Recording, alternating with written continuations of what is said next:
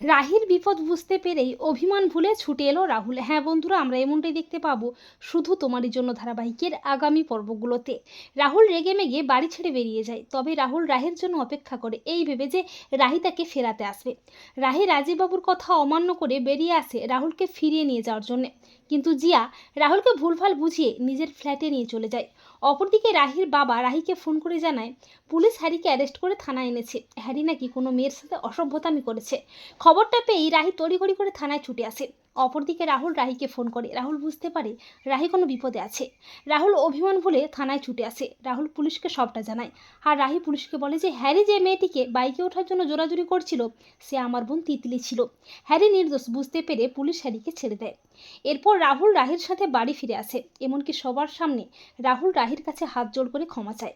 এমনকি রাহুল এটাও বুঝতে পারে যে সে রাহিকে ভালোবেসে ফেলেছে। রাহুল বুঝতে পারে রাহি ছাড়া তার জীবন একেবারে শূন্য। এরপর রাহুল রাহির প্রতি নিজের ভালোবাসা বুঝতে পেরে অভিমান ভুলে রাহিকে জড়িয়ে ধরে বাড়ির সবাই সামনে। আর এই দৃশ্য দেখে বাড়ির সবাই তো অবাক হয়ে যায়।